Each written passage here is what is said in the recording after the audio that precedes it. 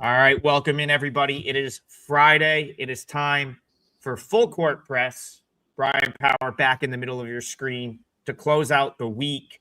Once again, college basketball does it to us. Probably a trillion games tomorrow. I haven't even gotten through looking how many games there are, although I don't think it's a normal Saturday because of finals, but this is the norm, which is a little bit annoying. Listen, it's Friday. If you have a game scheduled for Saturday, you could play it on Friday. There has to be a way where we end up Friday nights with more than 8 games. It just doesn't make any sense. But yeah, that is where we're at. But there are 8 games that we can talk about and hopefully find some angles to win. Brian, I saw the slate today. I knew UConn, Texas would be our feature game. I dressed accordingly with my UConn jacket. In my head, I'm like, if our buddy Joey Cheese was here, he's like UConn by double digits. But the problem is now they're favored by more than double digits. Yeah. So talk to me, UConn, Texas. Yeah, it's really so, our buddy Joey Cheese says, UConn's the best team in the country.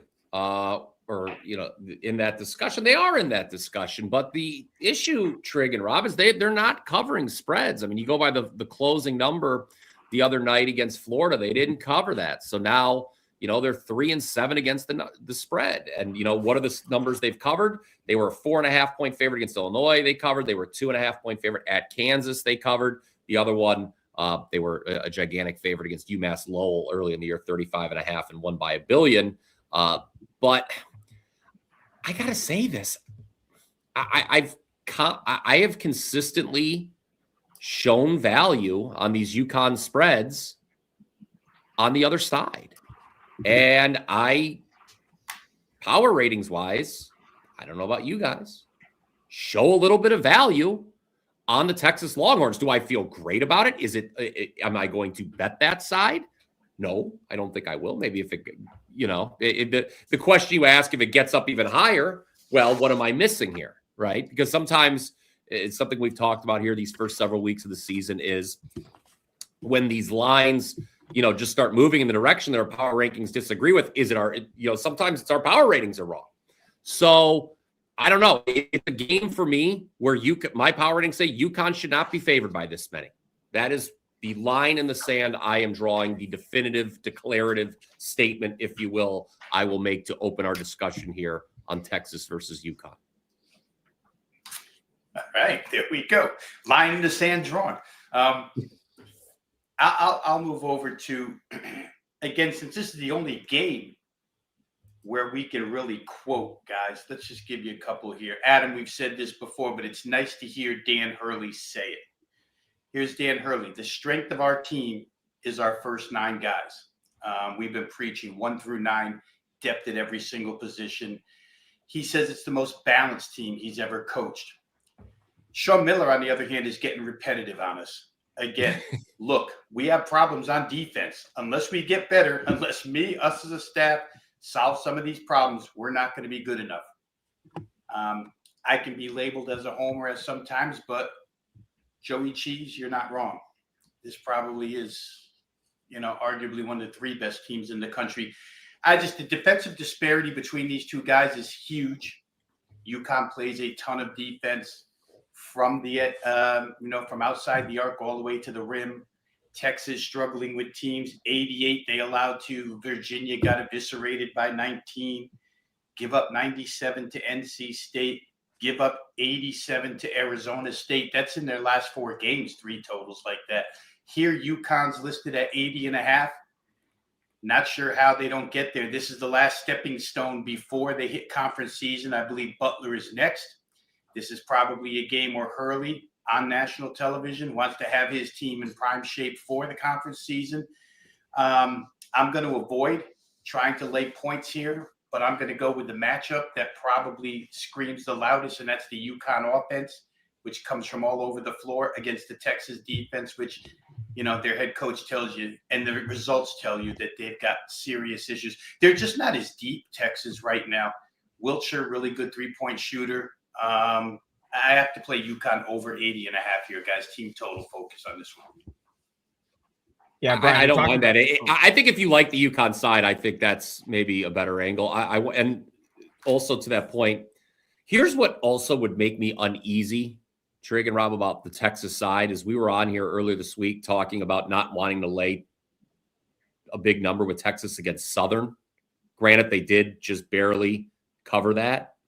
But, to Rob's point about UConn team turnover, Texas foul, I think they had a lot of fouls in that game. They were not able to defend without fouling. That's not good when you're such a superior opponent. I think they had, 23 fouls? I think I have it down here. Yeah, they committed 23 fouls. That's terrible when you're a superior opponent. Now, the other thing I wanted to add with UConn, just going back to our previous discussion with Florida, is I was a little surprised that, we thought they could offset Florida on the boards, and they actually didn't. They were out rebounded 40-28 in that game. That's, again, what kept Florida in it, similar to the Duke game, was the glass. So, but, I expect UConn to have have the rebounding edge here.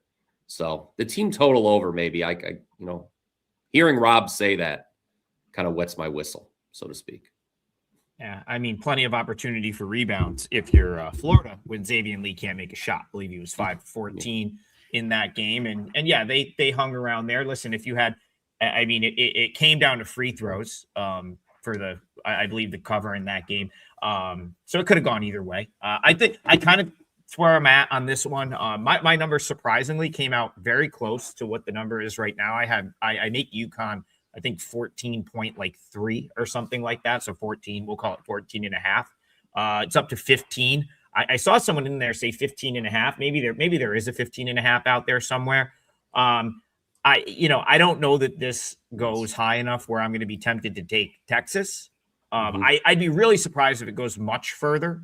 Like 15 and a half feels like the peak to me. I think someone will come in and buy back at 15 and a half. So you're probably looking at the 14 and a half to 15 and a half range to bet this game. Rob, you talked about Texas going into the Southern game and Miller sort of wanting to make a statement. And, like Brian said, like that's the type of team you can kind of make a statement against, even if you're like not, even if you're not an elite team, right? Southern at home. We've seen some of these, SWAC teams struggle on the road now that it's December. So for me, like, I'm not putting too much stock into that.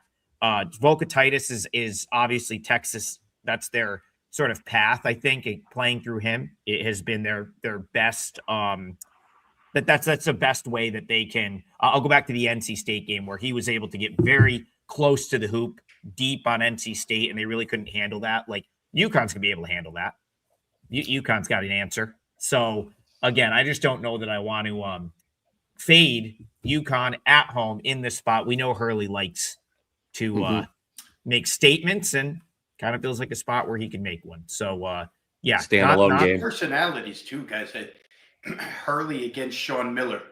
I don't know anything about their history. I almost had a good mind to ask Chat GPT or whatever this morning, AI, if Sean Miller and Dan Hurley even like each other, just so I could add an angle to this game. But Brian, to the point of Florida doing the job on the boards, I think what hindered UConn in that game too, Terrace Reed, 4 fouls, only 24 minutes. UConn was down to one big man against Florida's 4. And when he had to ride the pines, Florida was doing some offensive glass work in that game and defensive glass. So if Terrace Reed can avoid foul trouble here, always a big if. But if he does, they just outnumber Texas in the big department. They really do. Caravan, I don't even, we don't consider him a big when we're speaking of the UConn centers, but Caravan works on the glass as well. So we'll see. I just think UConn has too much firepower here and too much defense. They'll turn defense into offense in this game for sure. Joey Cheese. Yeah. I will note Texas, people perhaps in the chat are watching this on the replay. Remember, you can comment, on if you're not catching this live, you can still comment down below and we'll try to respond. But Texas is, I think, top 10 in defensive rebound percentage, Rob, but you look at the opponents, right? Sometimes we're still at the part of the year where you've got to factor in opponents, and you look at who they've played. Maybe that's not that surprising. I mean, UConn by far will be the best front court Texas has faced this year. So, when we said earlier, UConn should have the edge of the boards, what you might be saying, well, Texas has got a good defensive rebounding percentage number. Well, look at who they've played and look who they're playing today. All right, let's move it along. We've got 8 games on the slate today. I'm sure we will get to all of them. I'll listen. I have a 4%er in college basketball today. I'm going to give it out. Hopefully, my football players are winning. I got to say that. I've been off to a terrible start in college hoop. I fully expect to turn that around. I continue to make good bets that lose. Last night, Rio Grande Valley -1 went off 4.5, 10-point lead in the second half. Do you think that won? No, it didn't. But those are going to start winning at some point. It's just not possible to consistently beat the market by 3-4 points on some of these and be on the wrong side. So I'm concerned. I feel bad for the people tailing, but like, I'm not worried about like it turning at some point. So while it's running bad, I'll give them for free. And, I'll promote the fact that I've been very, very good in football. I'm ahead in both college and the NFL, and I've got a 5%er for Sunday. So 4%. Someone's like, I heard this yesterday. Yeah, you're not wrong. I did say the same thing yesterday and did not win in college hoop, but we're going to turn it around today. Bayou did win for us yesterday. So shout out to Keith Bayou Betts Landry. He was the Brian Power. We put him in your chair to pick the third leg of the parlay. And he came in with a nice over winner. So I'm going to try to step it up. I am going to use this will be my leg of the parlay. I'm going to use UMBC -6.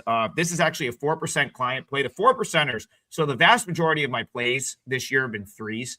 The 4%ers are pretty close to even. So hopefully that'll offset some of the losses as well. We can hit some of the bigger ones. I haven't made a 5% play in college basketball yet this year. Those will be, I'll save those for a time. I'm running a little bit better, but I hope this is the turning point tonight. UMBC, Brian Power.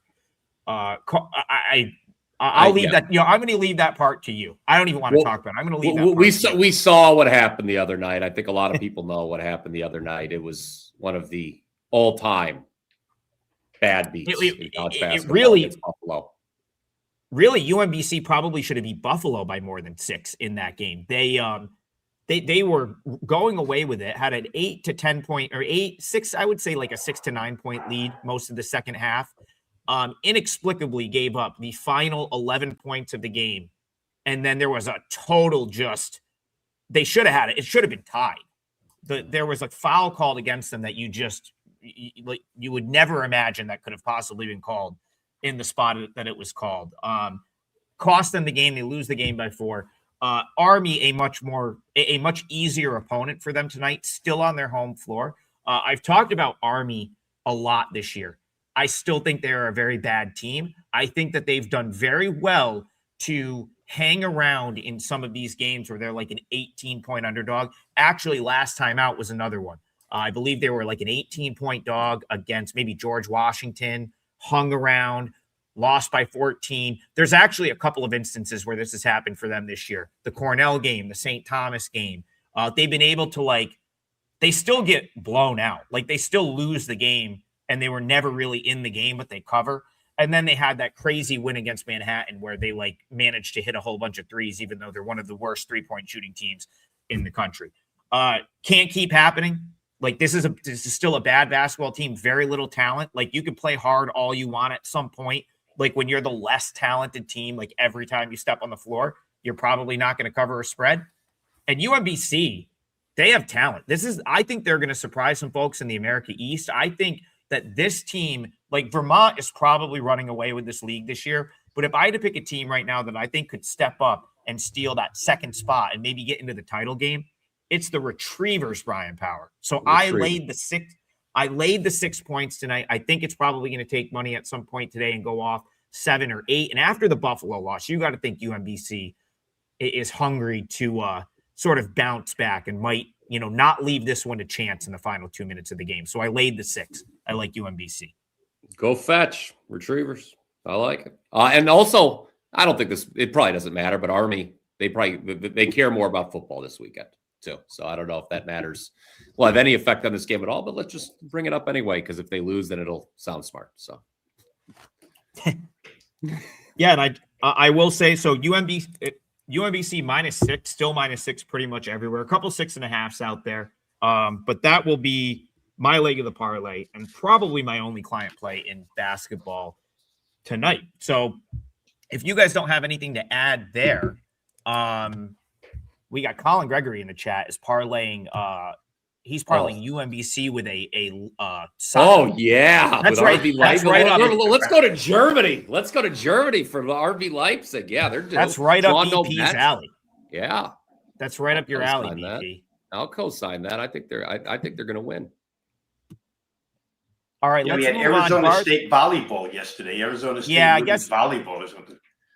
I missed it. I guess that fell short, but that's all right. I'm willing to give Colin Garth another chance with a volleyball pick. I have a feeling he wins more of those than he loses. But for now, we're going to talk.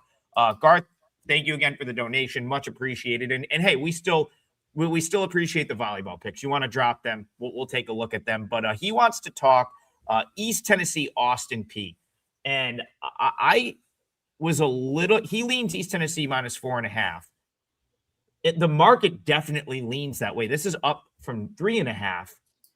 My number was much lower on this. I was closer to pick. So it makes me wonder, Rob, something that we talked about yesterday, these December road games, a lot of people just phantom out of the game, right? Like we've seen teams show up where guys are not even traveling with the team. No, this is pretty close travel right here.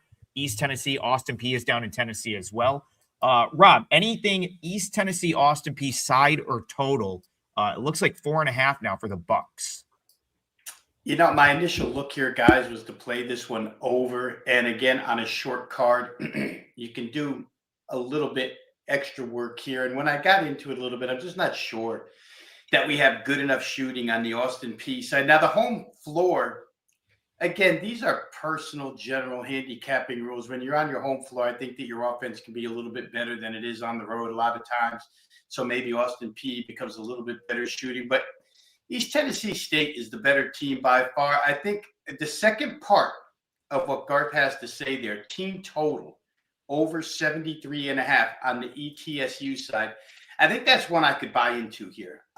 For what it's worth, Austin Peay, not only are they a bad shooting team, but they have played a lot of defense here, and the schedule is not overwhelming as of yet on their side. Like they didn't go out and play a bunch of Power Fives. They did go to play Wyoming, gave up 79 out there, played Ole Miss, gave up 72 there. There's a lot of numbers on their ledger that exceed what we're asked to get to tonight with ETSU, who will obviously want to play this one at a fairly quick pace. They allow teams to shoot the ball fairly fast as well. Austin Peay might fall into that. It's a hard case to make with any thorough conviction. But the road team to get to 74 might be a way to look. I'll be honest, I didn't play the game. I probably won't play the game, but I know he's looking for some sort of lean on this one. If it were me, Garth, like I say, my first choice was full game over. Ran into a little bit of blocks when I tried to handicap it that way. And I could probably lean toward the East Tennessee side, getting over 73.5 here. Money, by the way, guys, has been taken on the ETSU side. Yeah. And they've been covering. They've been covering as of late. Over their last 8 games, they're 6-1 against the number, one non-board team. We talked about, you brought up kind of the NBA comparison, Rob, when I was on the show last. About a team playing a bunch of road games, first game back home. Austin Peay's, they might be a little road weary here, even though they're glad to be back home, but they played a lot of road games. The only game the East Tennessee State hasn't covered in the last 8 was a trip out to Dayton. So, that they were a double-digit dog in that game. So, the form book, if we want to keep with the soccer terminology here, definitely favors the Buccaneers. Yeah, I just again, I don't really understand what the move would be toward East Tennessee though, at on the road where this open. For me, that's the thing. So I want to go backtrack to I want to backtrack for a second to something I said. It's the road teams I'm more concerned with leaving guys home and not even traveling. It's something BP that Rob and I sort of talked about yesterday, where I've noticed probably more so than any other year that you have guys that are literally. So I guess, again, it's been a while since I've been a college student, but it seems like the flu is ripping through college campuses right now. And there's been a couple cases, probably actually more than a couple, where you've had like Tarleton left 6 guys home. Norfolk State left a couple guys home, where it's like if guys are sick, they're not even like traveling with the team to the road game. Okay. So, but in this case, less concerned that might be an issue because, of course, East Tennessee State is the road team. And the team I like here would be Austin Peay. Someone in the chat where Bayou says you're getting a really good buy low here on Austin Peay. I would agree with that. Like, they've only played 2 home games this year. One was a non-board game. So they're obviously going to win that one, but they crushed Northern Illinois. It's another one of these teams that doesn't get many home games, non-conference. So yeah, they are, I guess they're a little road weary, so to speak. But again, like I still think, a team like this that doesn't get many opportunities at home, and then they finally get one, I think I'd still rather have the home team, especially when they're catching a couple possessions. Again, I don't love my like overall handicap on both of these teams. That's why I didn't play this yet. But I've got this pick. Like I make this Austin Peay pick. So I at least got to consider taking the 4.5. Again, I haven't played it yet, but it would be on my radar just from a straight numbers value perspective. And the fact that even yesterday I said, you know what, I'm almost adding a point to the home team in all of these sort of like midweek finals week type games, because you got kids try. I don't know. Do players still study? Are they still taking tests? Do they have to go to it? When I was at Siena, the guys had to take finals. Like I remember sitting next to Edwin Ubelis taking a final at one point. I think it was art history, but still, like, so I don't know. But it used to be finals week. You got all other stuff going on, and there was a little bit of edge for being at home. I still think that might be the case, just a little bit. So yeah, lean Governors and BP. I'll bring you back in. We have some Southland Conference action. Ooh. Mad Max, thank you for the donation, much appreciated. We talked about the Southland opener a couple of weeks ago, and McNeese State lost that game to Incarnate Word as a double-digit favorite. They played another Southland game last week, and Bill Armstrong was so upset he took all his starters out and just benched them. Very John Calipari-esque, where he was just like, everyone's sitting. We're done with this. They bounced back. They won that game. They went up to Rhode Island earlier this week and got a really nice win for them against an A-10 school. Now it's back to Southland play. Mad Max says McNeese team total is 80.5. East Texas plays towards the slower end of D1. Spread, or how should I play the team total? Any thoughts on McNeese State for UBP? They're probably the right. I mean, I don't really like laying a number like this, but they are probably the right side. Last 4 times these teams have played, 3 of the WIC games, all of them have been won by McNeese, 3 of them by double digits, 16 or more. You look at the turnover battle, McNeese, what has fueled McNeese's success over the last couple of years? They force a lot of turnovers. I believe, I don't have the latest Ken Palm deal open, but they're near the top of the country in forcing turnovers again this year, McNeese. And number East Texas, they are number 1. Okay, there you go. I didn't click it over in enough time. And then you look at East Texas A&M. I mean, they're not very good at protecting the basketball. They're outside the top 300 in holding on to it offensively. So there's going to be a lot of extra possessions here for McNeese if that's what you want. If you're playing the favorite, the question was about the team total. A lot of times I've deferred to a team total over rather than laying this kind of number, but I personally believe McNeese is the right side here. And if they cover, it does stand to reason that they'll score at least 81, this number. So they're probably, the 2 bets are correlated. Rob, team total is a little more in his wheelhouse. I'll kick it over to him for which one he prefers, just laying it or the team total. McNeese is the right side here. McNeese, obviously, I would say, Trigg and Rob, I'll throw this to you just to look big picture. I don't think there has been a team in the country over the last couple of years that is so much better than the rest of the pack in their respective conference than McNeese in the Southland. McNeese, is there even a comparison to be made for McNeese relative to the rest of the Southland? I don't think there is nationally, where there's just one team that is clearly the class of the conference and has been now for 3 or so years. Yeah, over a long period of time for this year individual, I think Incarnate Word makes the case, right? Incarnate Word beat them. Mm-hmm. Yeah. And maybe those two. And for what it's worth, guys, and I'll have to see more, but Houston Christian, somewhat impressive. I don't know if they're on that level with Incarnate Word and McNeese. Adam has described to us the personnel for Incarnate Word, and then they went out and won that game. Let's speak to the total here, Brian, that you were talking about, and that the question was asked about. I look pretty good at this game. If I wasn't so chicken about laying high numbers, I would be on McNeese. But I don't want to lay 19 with McNeese because they're a defensive-oriented team. And to the point of the question, whether they get to 80 or not it's like a 50-50 proposition in my mind. If, in fact, I was to pick a team total, I'd almost prefer to play East Texas A&M under their number, because McNeese is probably going to dominate them defensively. The opposing score results against McNeese this year have been extremely low for the most part. And when they get into a game like this where they can overwhelm the opponent, Brian, you talked about, made a good point about their ability to force turnovers and the other side's ability to not take care of the basketball. And that's just going to eat away at possessions for East Texas A&M. They did play UConn. UConn held them under 60 points without really trying in that game. Kind of a weird spot for East Texas A&M. But McNeese in conference action will honestly be trying to limit them to under 60. So I think my first look here would be East Texas A&M's team total under. And if you're going to go that route, honestly, I don't know how it gets to 141. The better play could be under 141 as a full game total.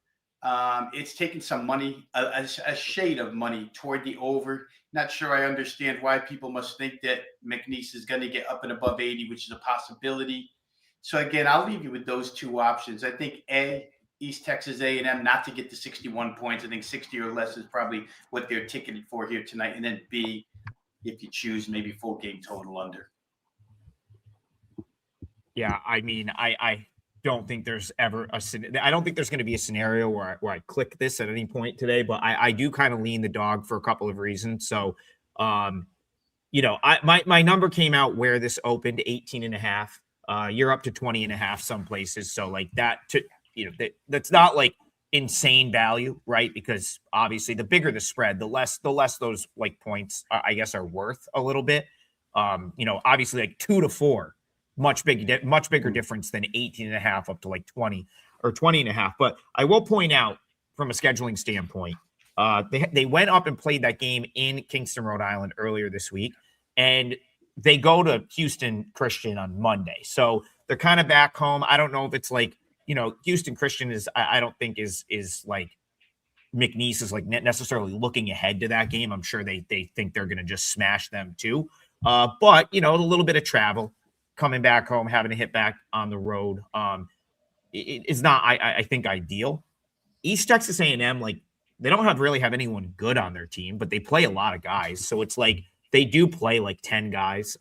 Watched them play Army earlier this year. Was actually on the right side of that game, cashed with East Texas A&M in their game against Army. Felt like they were the superior team the whole time, and they just kind of kept subbing in waves of guys, kind of tired of them out. The reason I say that is they'll probably do that here. So if you're looking at like them playing the full 40 minutes, like they're not going to get into a scenario where they're tired and they get like run out at the end. I almost think that this could be a game where maybe it's like McNeese first half, because then you get up to these 20-point spreads, and let's say McNeese gets up 22-23, but East Texas A&M is still playing hard at the end. They could definitely get in and make it an 18-point game.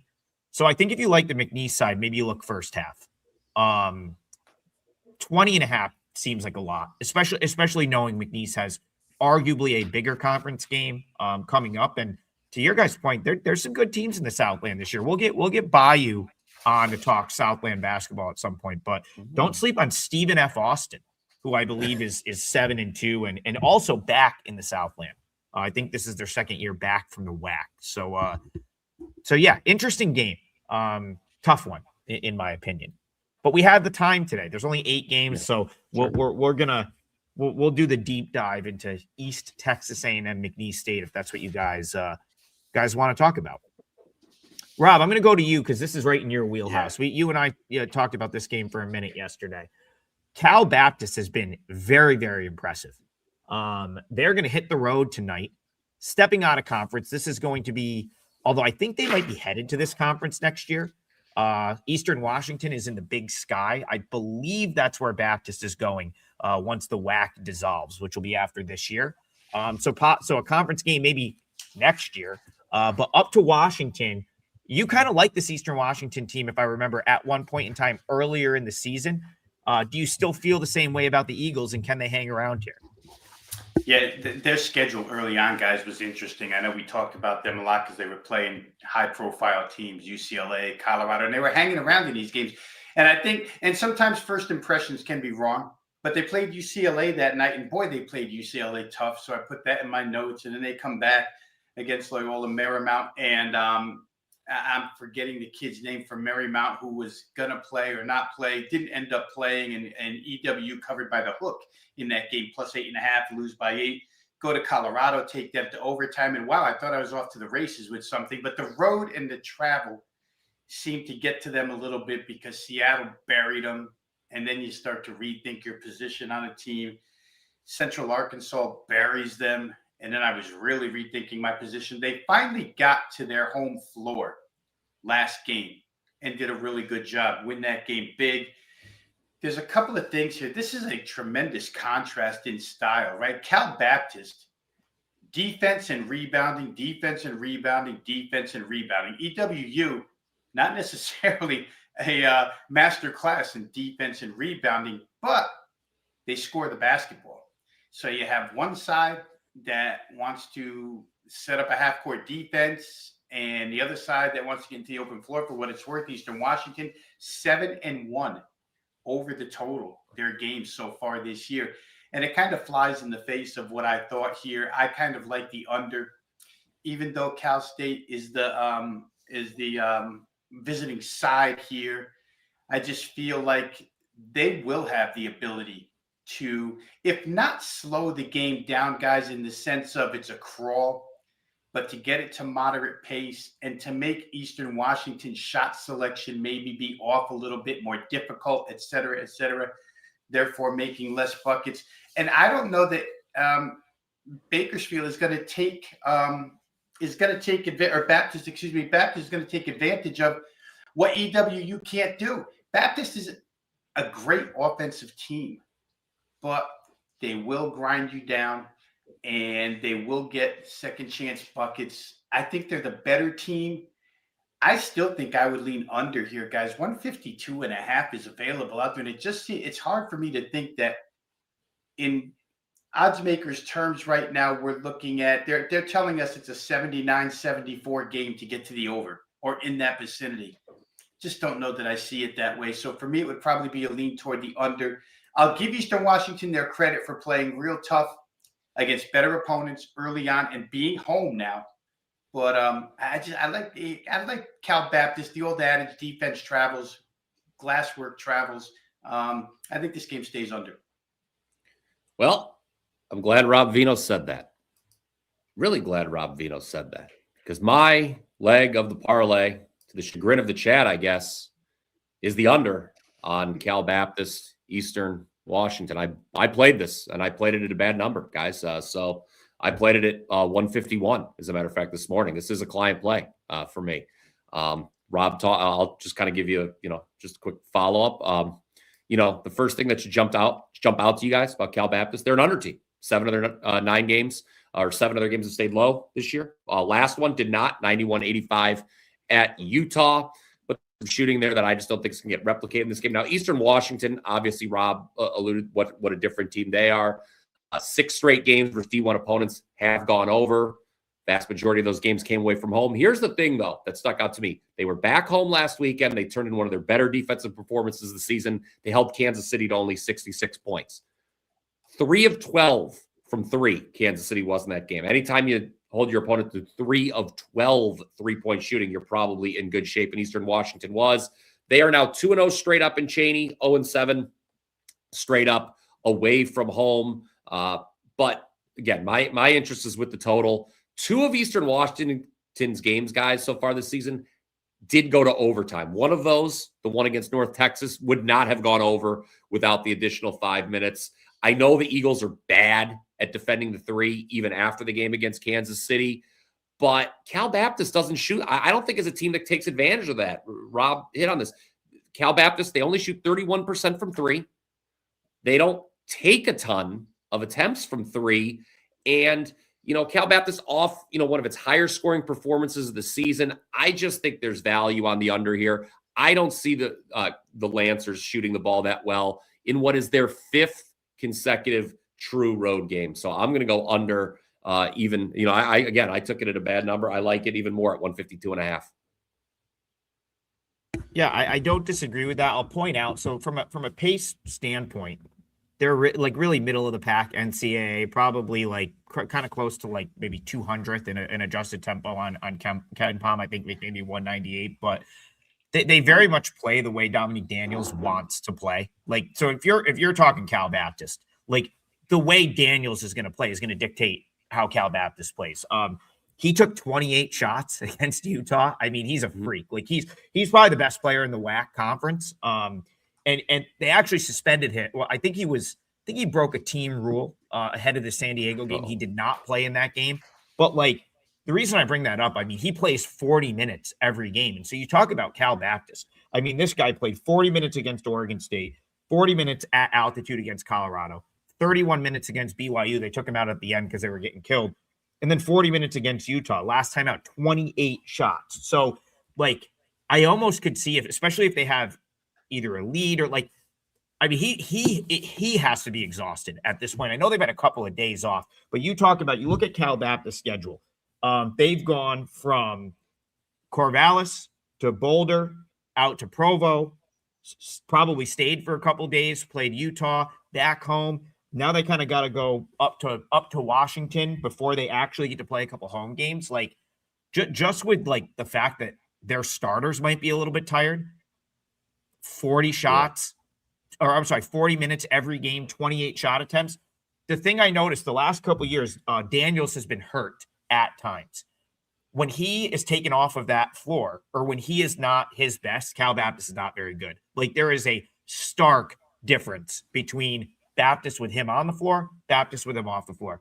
I don't know. Maybe he's just a machine, but if he's a little bit tired and he is I feel like it's going to mean he slows the game down a little bit and he's going to take everyone with him because everyone on that team plays the way he wants to play, which would probably lend itself to being an under, especially, hey, if this is a close game. My number on this was 3.3, right in line with where it opened. So I hope we get your under, VP. I think it could be a tight game. I hope so. I mean, I like the favor. I mean, I don't know, Cal Baptist under its team total too. I think, if I don't think I don't think Cal Baptist is a team that can take advantage of Eastern Washington's defensive frailties, for lack of a better term. Yeah, at least and the teams that did bribe were really good teams. Mm-hmm. I mean, Eastern Washington, it's hard to take, we say this often, overall statistics as, is set in stone at this time of year because of the strength of schedule. Eastern Washington played some really good teams. Adam just made the point. Cal Baptist comes off of playing a Rocky Mountain Triangle. Some of these games skew your statistics so bad. But I think to the point of your total play, and the reason why I think the same way is the style of what they're good at does travel. Defense and rebounding will travel with 6 days off. If the shooting is off by Daniels, even if he's going quick and his shooting is off because he's tired from being in altitude for 3 straight games, that 40 minutes every help. game. So we'll see what happens here. But I'm with you on that play. And he'll chuck it. If Eastern Washington can force them to shoot threes, it'll go under too, because Daniel's only 26% from beyond the arc. And the other guy that takes, so it's essentially 2 guys take all of Cal Baptist shots. It's Daniels and it's Martell Williams. Neither are great 3-point shooting, great 3-point shooters.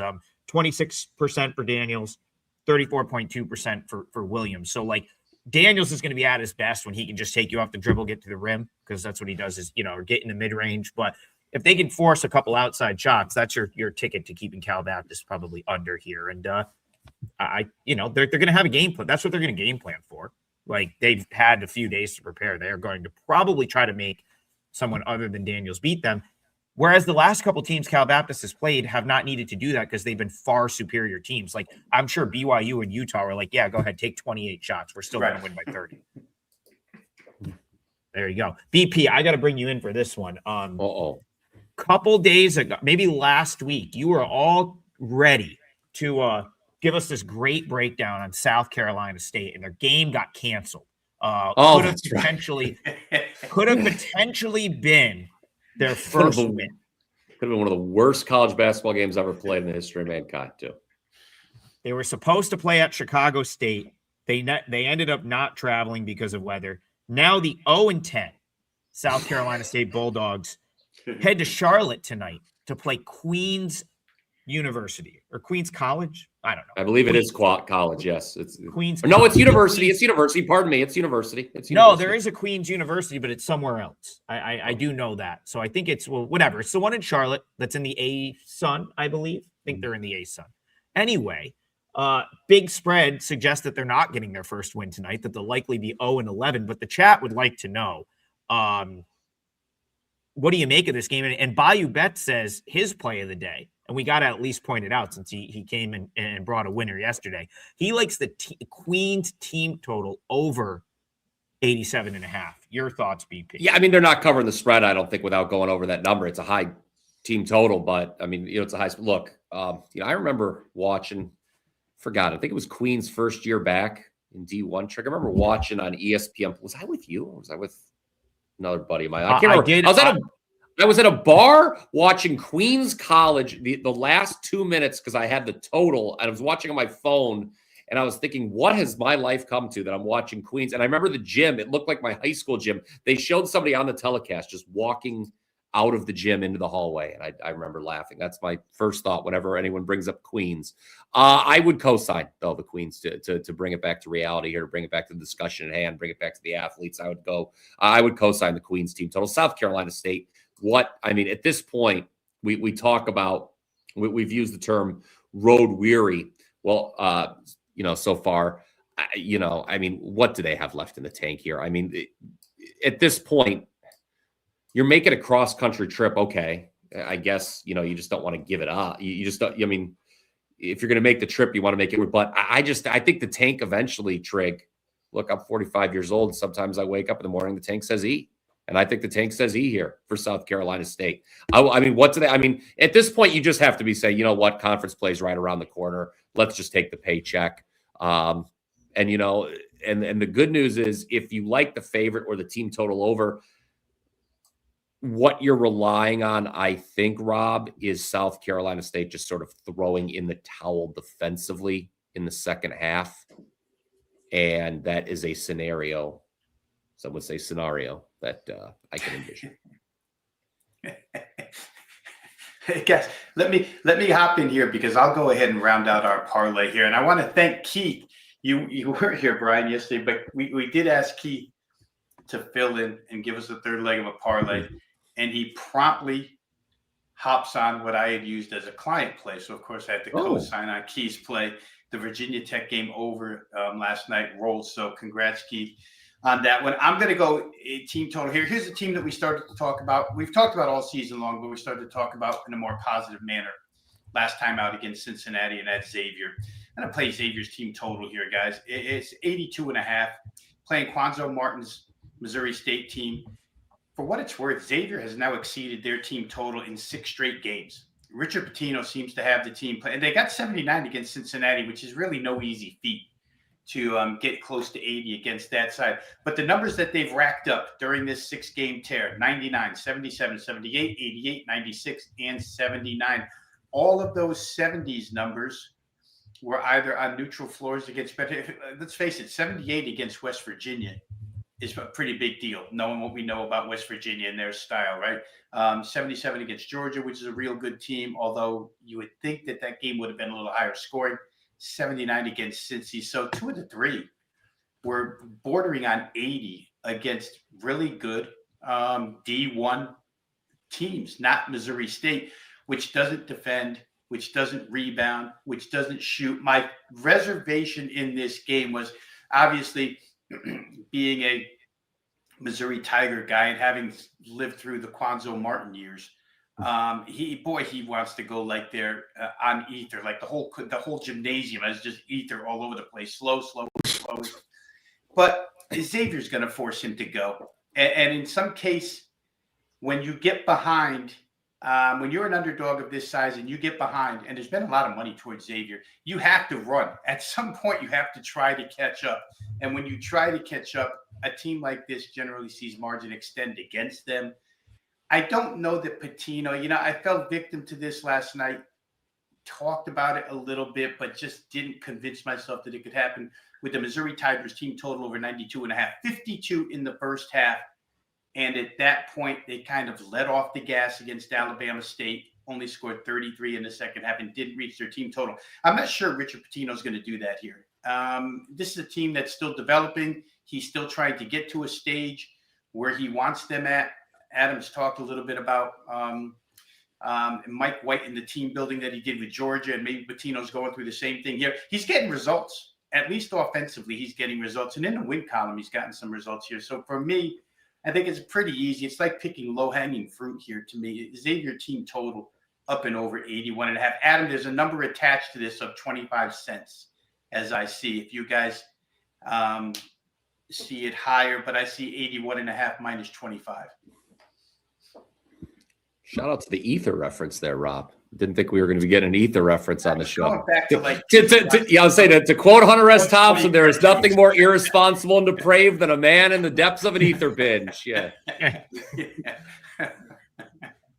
Listen, Richard Pitino is an awesome coach. Like I don't think he was at all concerned about. I mean, like he's literally his teams are playing awful against Lemoyne, and he's on Twitter joking that like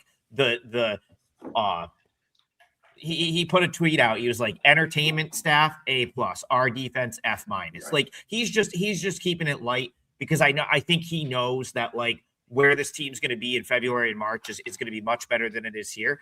I don't think he really expected. I think he'll be pleasantly surprised with anything good that happens this year. Go back to his first year at New Mexico. He finished 10th in the Mountain West. And I think for Pitino, like a lot of these guys that get a job now, right? Like it's not that you need results in year one, but it's like if you don't, then like year two and year three are a lot of pressure. So I think they go hit the portal and they're like, I need to find a guy that I'm going to be able to like, he's just going to go off and I can win now with.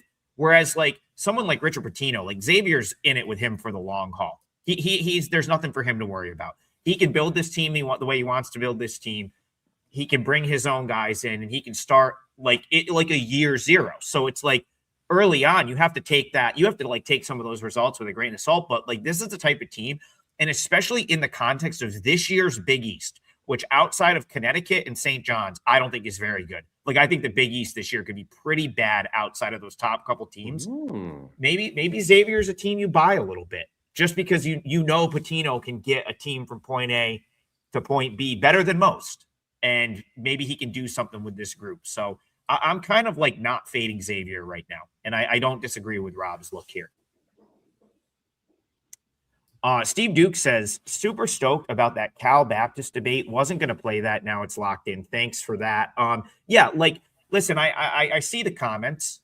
We get criticized for not enough picks on this show. Listen, like, this is not that kind of show. Like, we're here for an hour to really give you info more than picks, except I have no self-control. I just give out the picks too. And we also a man in the depths of an ether binge.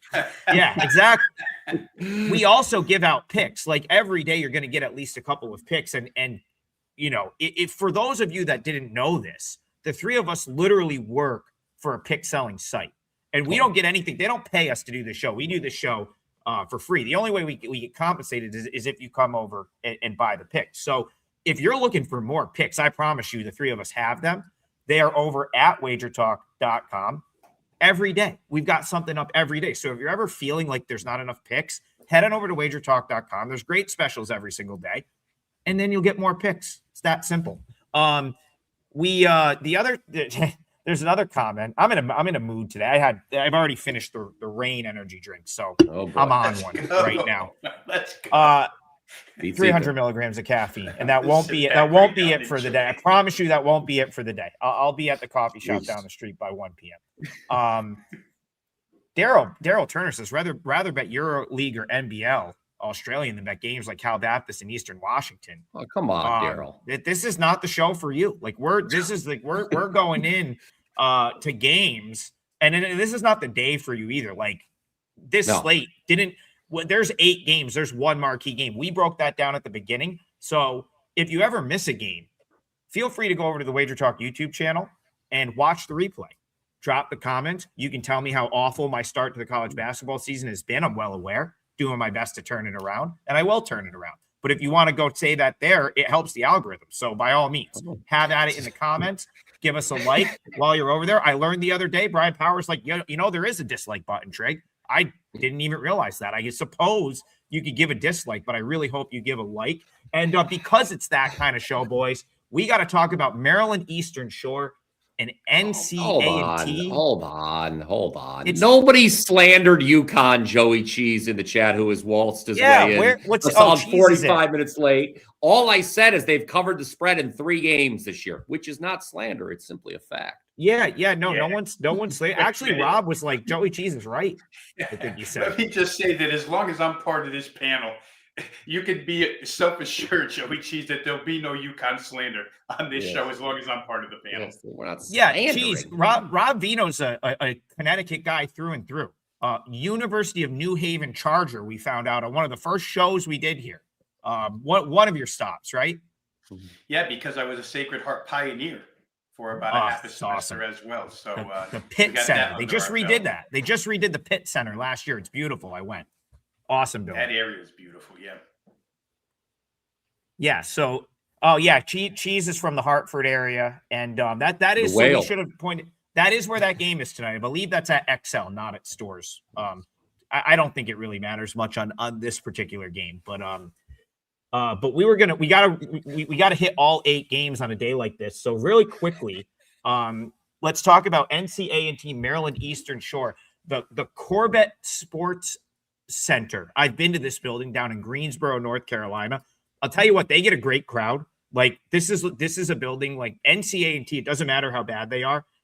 They always have fans. Like they have passionate basketball fans at that school. It unfortunately football, because they wanted to move to the coastal, has killed it for them a little bit. Like they're struggling to compete in the coastal because of resources. But when they were in like the MEAC, they were winning that league all the time. They love their basketball there. They always have a good crowd. So this is a place where I'm always going to give a home court bump.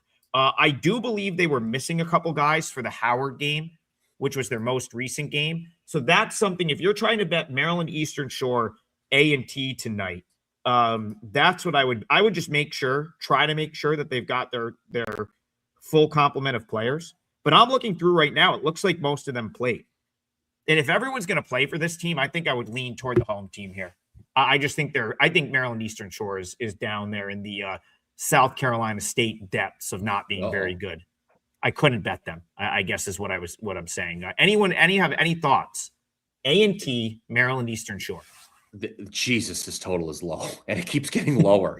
I mean, if you're going to bet the under on this game, I would say just do something else from 7 to 9 and check the funnels, because that would be miserable. I mean, I gave out a prop on the Thursday night football game last night, Bucky Irving under 16.5 rushing attempts. I don't think I'm going to give out another under rushing attempts prop again, because it's a miserable view. You're just like, please don't give this man the ball. Every time you're in offense, you're like, just pass, please pass. Don't give him the ball. So I don't know, Rob, I'll kick it to you. I mean, that is look, it's a low total for a reason, but I mean, I see it as low as 127.5. That's obscenely low.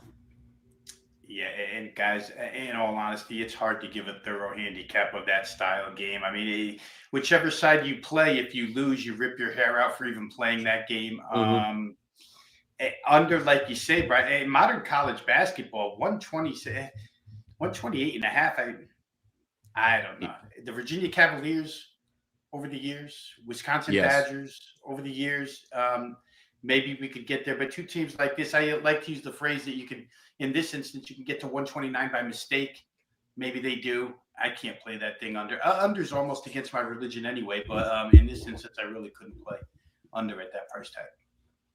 One thing very, very quick. This was the team that had Landon Glasper and a couple guys last year that ended up getting in trouble for point shaving, but they also took like all the shots. So this is a much worse offensive team, but it's probably a better team overall. Lorion Walker was the guy that I had in mind. He actually returned 2 games ago, 16.6 points a game. It looks like A&T is healthy. I wouldn't play against them here. I don't know if I really want to lay 7, but I wouldn't play against them here. BP, did you have something to say? Nothing. Joey Cheese. What this Joey Cheese, man? What a wild card he is. Rob, he followed you on Twitter and he's mad he didn't get a follow back. What have we come to? Give me a minute. I don't even put the comments on when I'm doing the show, guys, because I get too distracted going back and forth. I do want to point this out real quick because I know there's going to come a point here within the next 4 where we recap the parlay. The Xavier team total, guys, has now bumped up a full point to 83.5, minus 14 cents as a consensus number. So there's action on that side. I'm glad that I had gotten that out to clients at 82.5, but it is up to 83.5 now. Money expecting Richard Pitino's team to get over this hurdle. So let's hope he does. BP, I'll give you the floor for a second before we recap the parlay. I'm going to actually calculate it. I know you have. Okay. So guys, just a programming note moving forward here in Full Court Press. Unfortunately, today is going to be my last show on Full Court Press. As you will, I am not going anywhere. I just will not be here. I will be still all over the WagerTalk YouTube channel. You can find me in a multitude of places, but this will be actually my last show here. A little busy during bowl season. Perhaps after football concludes, there could be a reunion of sorts. But for the time being, this will be my last show. It's been great, obviously, to work with Trigg and Rob all these times. Hopefully, you've learned something about college basketball. I know I've learned a lot from these two. And so there you go. This will be my last show. Thank you guys so much. Yeah. It's been a lot of fun. And I bid you adieu. You know it won't be your last show. You'll probably fill in at some point. You'll see BP from time to time, but you're going to see him plenty on the plethora of bowl coverage that we'll have over the next couple weeks. Matt Winnick, I know you guys liked him. He did a couple of shows with us over Thanksgiving. He'll be back from time to time, and you'll have Rob and I here. Honestly, when it's 2 of us and it's a bigger slate, we usually get to a few more games. So I know that some people will that just want us to rattle off picks in every game. We'll be thrilled about that. But yeah, you can catch BP doing like a lot of football coverage, and now he's got some time to do that. The chat for the most part is sad, BP. So that's good. That's Chris Brady, but that's okay. Chris Brady, you're not getting a Christmas. He's not. He's like, get the hell out. He's like, you guys all suck. But yeah, you're watching the show, so I'm not really sure. Go figure. You suck, but make more picks. Yeah. I promise you, we'll be here 5 days a week, whether you think we suck or not. And listen, like a lot of the info we give out is accurate. I definitely think that this show is probably geared toward people doing their own handicapping because you're getting a lot of info here. And it's all free. It doesn't cost you anything to watch the YouTube stream.